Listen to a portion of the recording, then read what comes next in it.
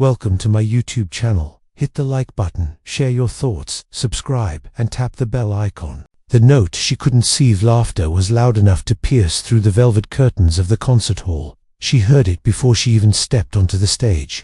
Not the usual applause. This was different, bitter, cruel. Who let the blind girl in a voice snickered from the audience, followed by a ripple of laughter.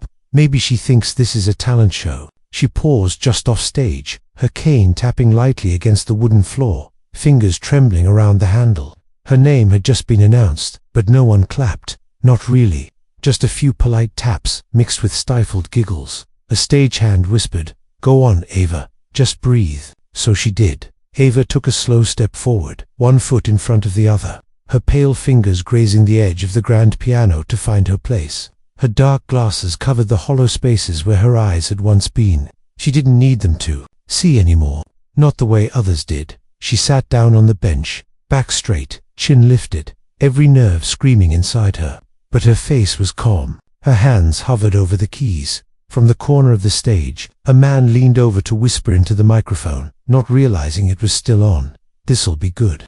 Let's see if she even knows." Middle C laughter erupted. It was him, Elias Monroe, the celebrated pianist, the judge for the evening. The man whose music once brought her to tears before her accident, before her world went dark, before everything else was taken from her. Ava flinched. She wasn't supposed to hear that, but she did. Every word, every insult, every cruel chuckle. Her fingers dropped from the air and landed on the keys with a whisper. She was supposed to play Moonlight Sonata. That's what she'd written on her audition form. That's what the judges expected. Safe, quiet, traditional. But something inside her snapped. Not rage, not revenge. Something deeper. Something that had been waiting years to scream. She began to play, but it wasn't Moonlight Sonata. It was something no one recognized. Something raw, broken, bleeding, yet beautiful. At first, the audience didn't know how to react. The notes were jagged, messy, filled with sorrow and strange rhythm.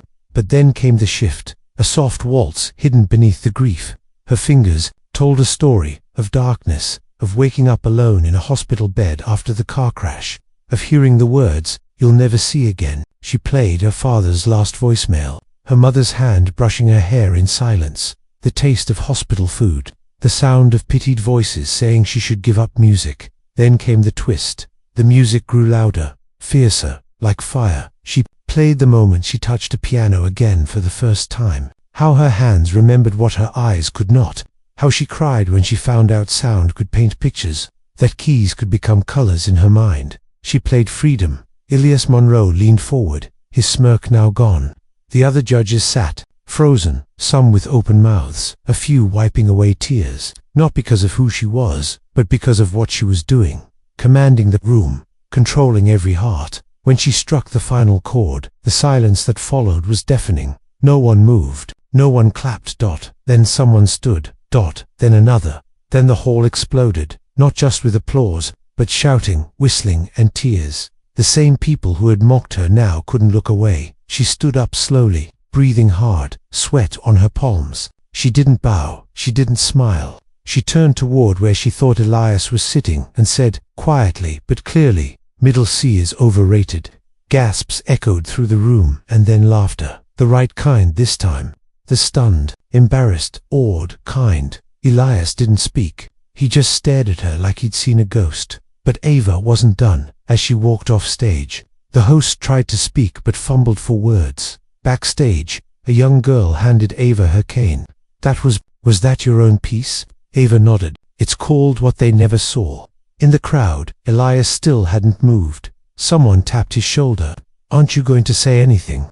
But he didn't answer. He had seen something in her performance, something he recognized, a secret he thought no one knew, and for the first time in years, he was afraid. The secret behind the applause. Elias Monroe sat frozen in his judge's chair long after the applause had died down. The woman in black had vanished backstage, and the spotlight had shifted, but he was stuck, jaw clenched, fingers tightening round the edge of the table. He knew that melody.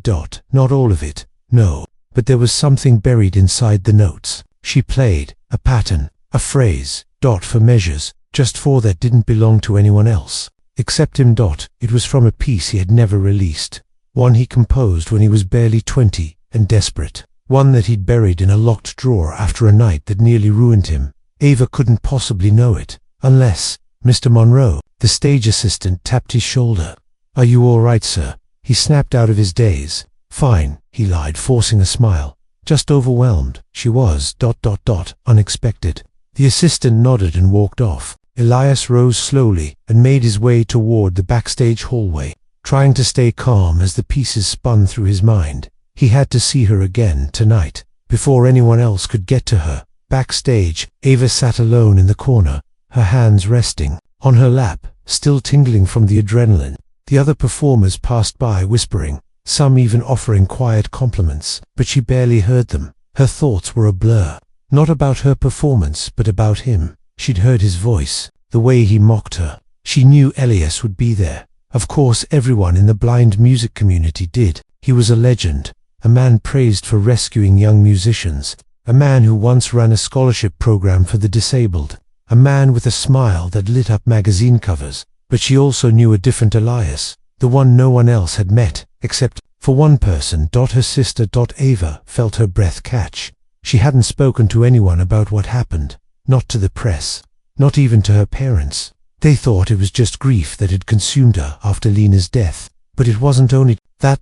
There was a truth buried in her music, a warning, a message. For one man, footsteps approached. She recognized the rhythm immediately. "Elias, you played beautifully," he said, voice as smooth as ever, pretending nothing had happened on stage. "Thank you," Ava replied, facing him.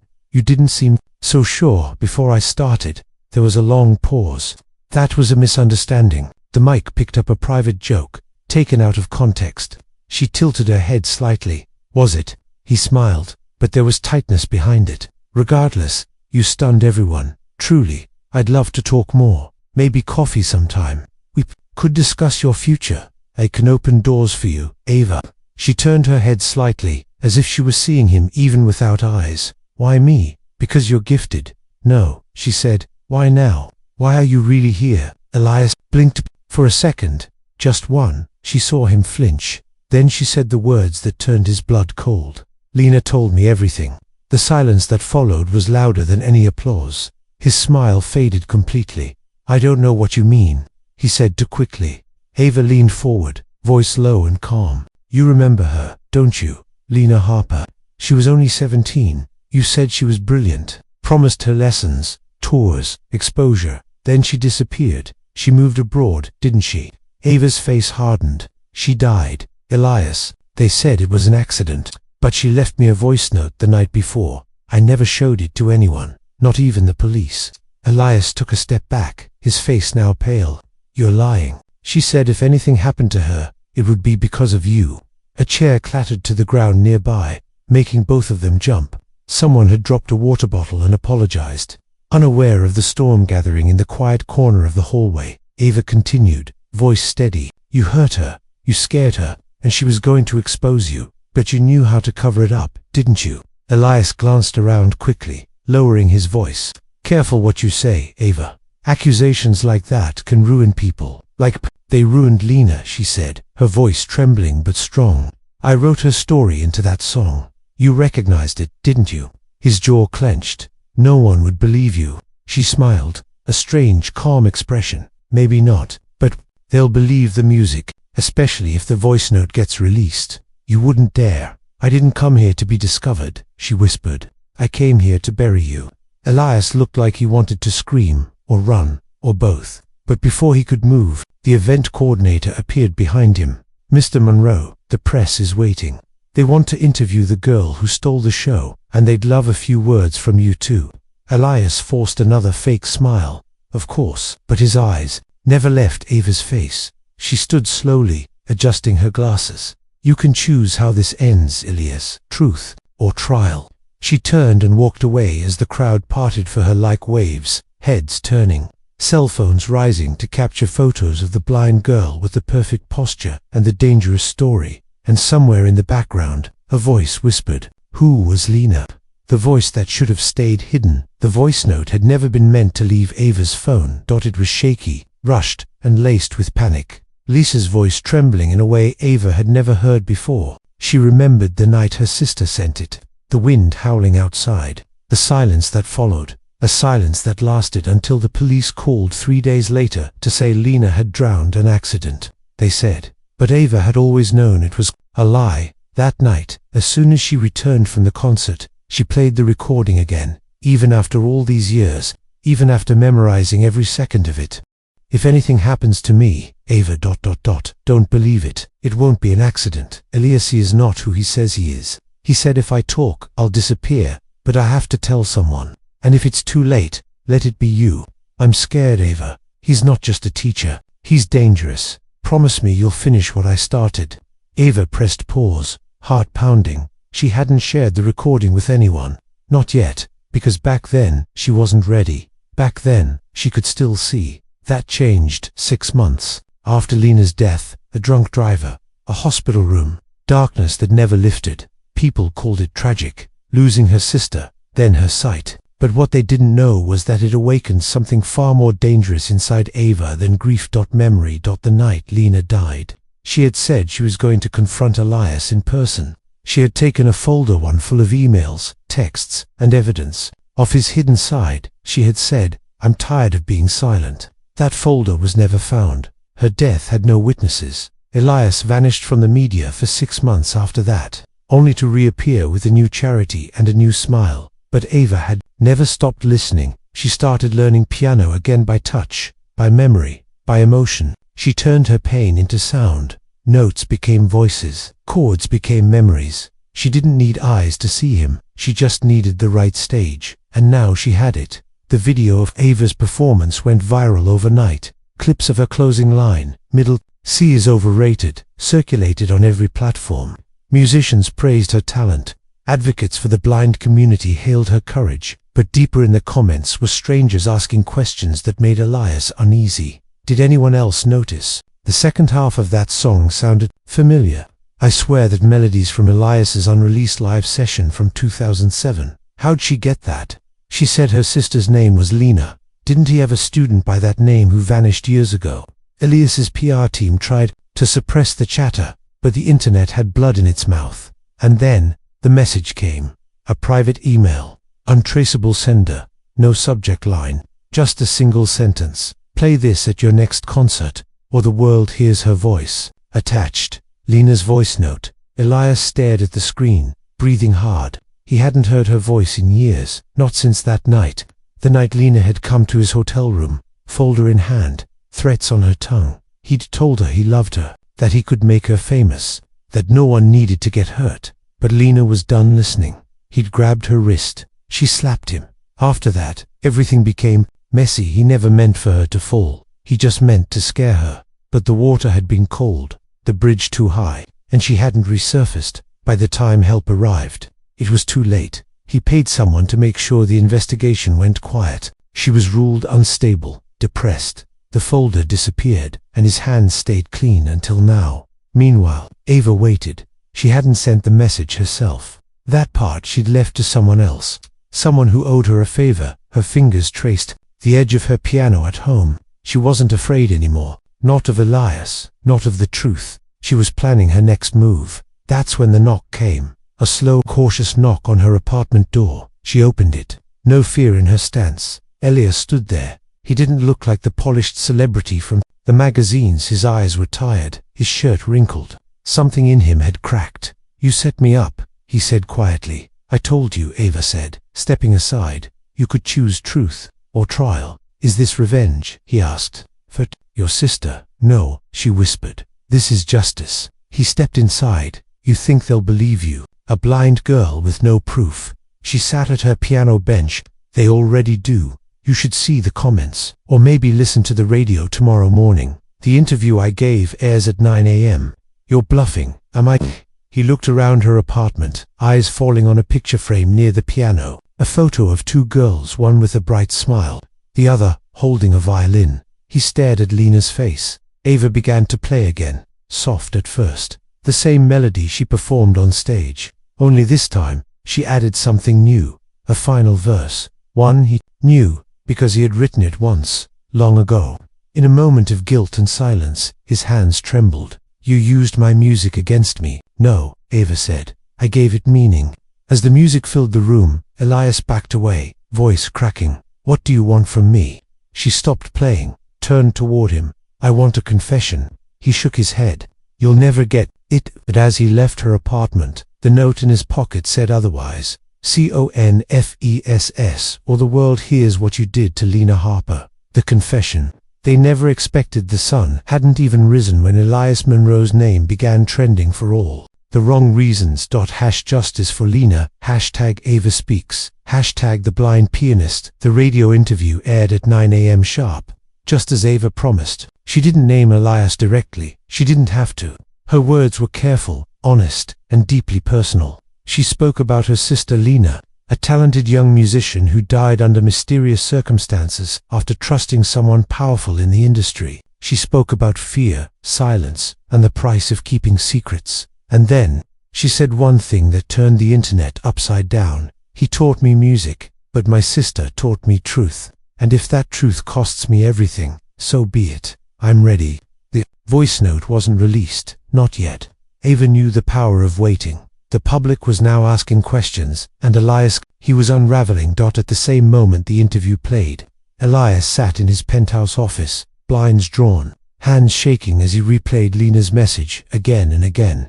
If anything happens to me, the guilt had always been there, tucked away in the spaces between his fame, but he had convinced himself it was buried, that no one would ever find it, that Ava was blind in more ways than one. He was wrong, and now his world was caving in. His lawyer called 4 times. He ignored each one. His agent texted, say something, deny, control the story. But there was nothing to control anymore. He couldn't stop hearing Ava's voice. I want a confession. His fingers trembled over his piano keys, but they wouldn't play. Not today, not anymore. He stood up suddenly and grabbed a suitcase. From his closet, passport, cash, burner phone. He had used these things before, when scandals got too close. A quick retreat, a mental health break, and then a comeback. But this time felt different, because someone had dug up the bones, and this time it was personal.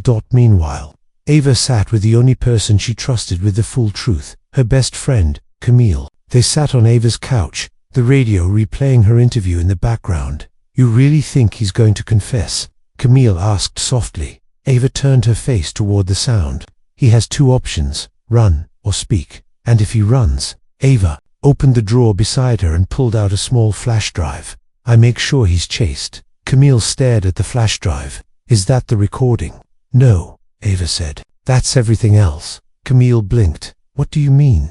I spent 2 years digging Cam, every trace Lena ever left behind. Emails, messages. I found her diary. She had backups of things, screenshots, audio notes. I even found Ilias's name in a travelogue near the river the night she died. You're kidding. I built a case, quietly, carefully. I didn't want revenge. I wanted truth. Camille reached over and squeezed her hand. You did it. You really did. But Ava wasn't smiling. Not yet. Elias didn't go to the airport. He went to the cemetery. It was nearly sunset when he stood before Lena Harper's grave, hands shoved in his coat pockets. There were no flowers, just a small stone etched with the words, "Her music lives on." For a long moment, he just stood there, silent, and then he spoke. I didn't mean for it to happen. The wind moved softly through the trees, like a whisper of disapproval. You wanted to ruin me, expose everything. You thought you were the first. He laughed bitterly. But you weren't. He crouched beside the grave, the air colder now. I told myself it was a mistake, that you slipped, that I didn't push hard, that the river was just bad luck. His voice cracked. But you didn't slip, did you? You jumped. Because I made you feel like there was no other way. He stood up slowly, looking skyward, like he expected someone to answer. No one did. An hour later, Ava received the email. No subject, just an attachment, a video, 1 minute long. Elias sat alone at his piano, eyes red, face pale. And then, he spoke to the camera. My name is Elias Monroe. I am responsible for the emotional and psychological abuse of Lena Harper, who was my student and my victim. My actions led directly to her death. I tried to bury it.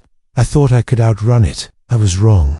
To her sister Ava, you gave her a voice again, and you gave me a chance to face what I've become. This is my confession. Do what you will with it." The screen went black.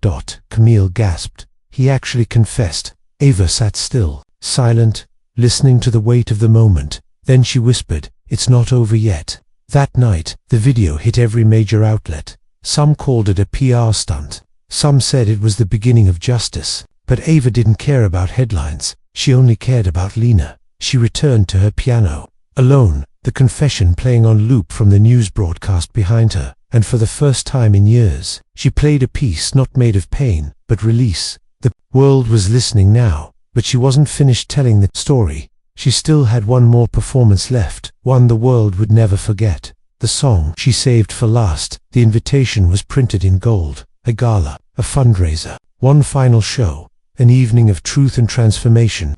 Featuring Ava Harper, it sold out in under 2 hours. People weren't coming just for the music, they were coming for her.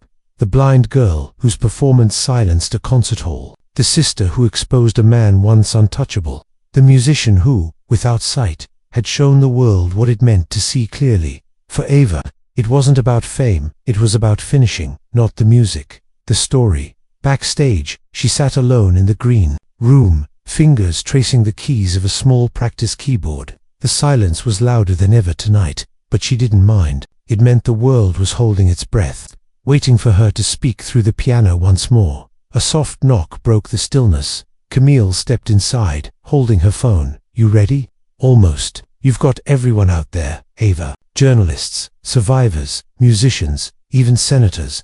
And guess what?" Camille smiled, her voice tinged with disbelief. "Someone anonymous donated $500,000 to a fund in Lena's name." Ava froze. "Did they say who?" Camille shook her head. "No name. Just a message. She deserved better." Ava felt something tighten in her chest. Not pain, exactly. Something gentler, heavier. "Let's go," she said softly. The stage. Lights rose. The crowd rose with them. A standing ovation before she even played a single note. She walked slowly to the grand piano in the center of the stage, the same one she had touched the first time the world saw her. But tonight, she didn't sit. She stood in front of the microphone and faced the crowd. "I used to think silence was safety," she began, her voice quiet but sure. "That if I didn't speak, I couldn't lose anything. But silence cost me more than words ever could." A hush swept through the audience. "My sister Lena taught me how to play the piano, but she also taught me how to listen to people's actions, to the space between lies, to the truth hidden in sound." She took a deep breath. "I'm not here to shame anyone. I'm here to show what happens when you choose truth, even when it hurts, especially when it hurts." She paused, then slowly turned and sat at the piano bench. "This piece is called The Song She Saved for Last." And then she played. The opening notes were delicate, like a lullaby sung in a storm. She painted Lena's childhood with sound, their shared bedroom, giggling under blankets, tapping their fingers in rhythm on the bedframe. A melody born of sisterhood, soft and safe. Then, a shift, a darker chord, hesitant, like a door creaking open in the middle of the night. The tone grew heavier, filled with questions, notes that danced around truth but never touched it. The fear of speaking out, the burden of carrying what no one wanted to hear. Then came rage. Her hands slammed into the keys, dissonant, powerful, a storm of sound that shook the walls. The betrayal, the manipulation, the way Lena's voice was dismissed, her warnings ignored. Ava didn't hold back. Tears streamed down faces in the audience.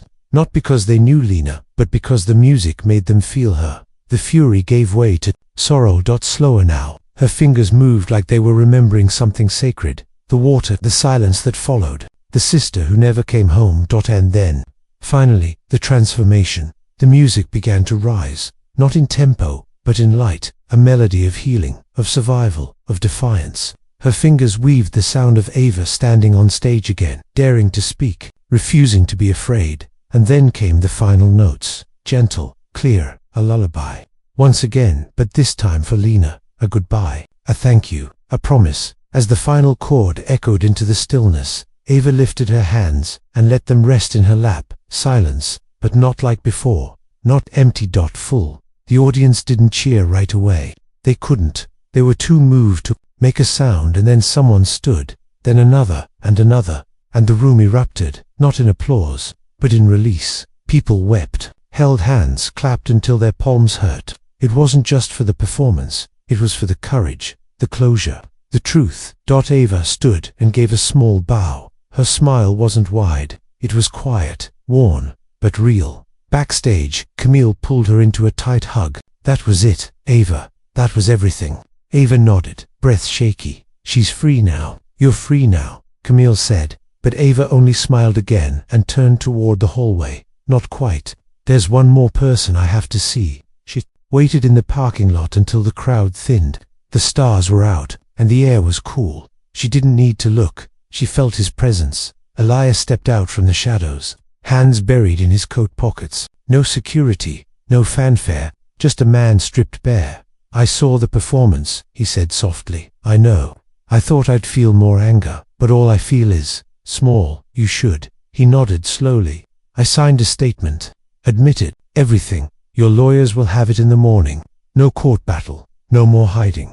Good, Ava said. But that's not why I asked you here. He looked at her, confused. She pulled a small envelope from her coat pocket and handed it to him. What's this? Lena's voice note, she said. The one I never released. Ilias's hand trembled as he took it. I kept it, Ava said, because it was the last thing she ever said. But it wasn't meant to punish. It was meant to protect. He looked up at her, eyes misted. Why give this to me? Because I needed you to hear her one last time, Ava said. The way I did, when it mattered.